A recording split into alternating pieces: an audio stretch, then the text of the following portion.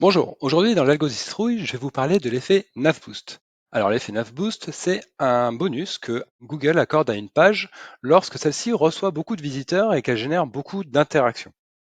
Donc c'est un bonus qui est très temporaire, mais qui est quand même très intéressant parce que du coup, il va vous permettre d'obtenir une meilleure position pendant ce temps-là. Alors l'effet NavBoost, c'est un petit peu le monstre du Loch Ness. Tout le monde en a entendu parler, tout le monde en parle, mais personne ne l'a vu.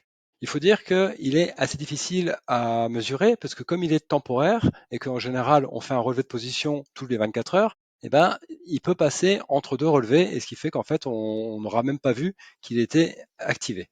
Mais au fait, comment Google pourrait savoir qu'une page tout d'un coup reçoit beaucoup de monde? En fait, c'est assez simple. Il envoie tout simplement son espion Chrome regarder comment les internautes se comportent sur les pages. Lorsque Chrome détecte un pic d'activité sur une page, il va en informer son grand frère, Google Search, qui va alors décider d'activer ou pas le NavBoost. Alors, je vous parle de ça parce que le dimanche 12 octobre, j'ai mis en ligne un moteur de recherche des Topical Trust Flow et je voulais qu'il rank sur le mot-clé liste des Topical Trust Flow. Donc pour ça, j'ai fait le minimum syndical du SEO pour obtenir la position. J'ai mis liste des Topical Trust Flow dans le titre, dans le H1 et dans l'URL. J'ai placé des mots connexes un petit peu partout dans le texte. Et pour moi, ça devrait suffire pour faire le taf. En fait, ce à quoi je m'attendais pour en termes de résultats SEO, c'était d'obtenir assez rapidement un top 10 sur le mot-clé. Et puis, au fil du temps, vu que mon contenu est meilleur que celui des autres pour ce mot-clé-là, j'aurais monté un petit peu à la fois dans la SERP jusqu'à obtenir le top 1 un beau jour. Du coup, le mercredi 16 octobre à 10 heures, j'ai envoyé ma newsletter pour partager ma création. Et donc, les 800 abonnés ont pu aller cliquer sur le lien pour aller sur le moteur et commencer à jouer avec. À 11h14, je me dis, bah tiens, au fait, qu'est-ce qu'il en est du positionnement? Et du coup, je regarde sur Google et je vois que je suis premier. Mais bon, pour vérifier si c'est pas mon historique ou je ne sais quoi qui me joue des tours, je vais aller vérifier avec l'outil SEO Hero Ninja pour valider la position. Et SEO Hero Ninja me dit, OK, pas de problème, t'es premier, et en plus, tous les data centers sont d'accord sur ta position. Donc, ce qui est quand même assez rare, surtout pour une page récente.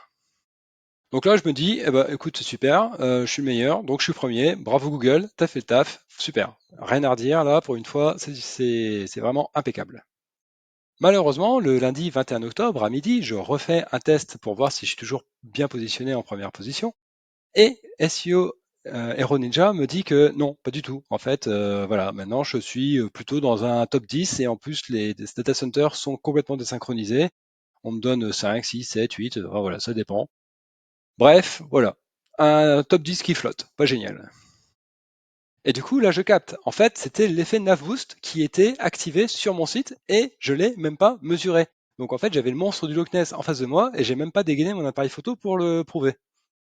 Du coup, je me suis dit, non, c'est trop bête, il faut absolument qu'on arrive à mesurer l'effet NavBoost parce qu'apparemment, on peut le déclencher sur cette page. Et je me suis dit, allez, on va organiser une expérience participative.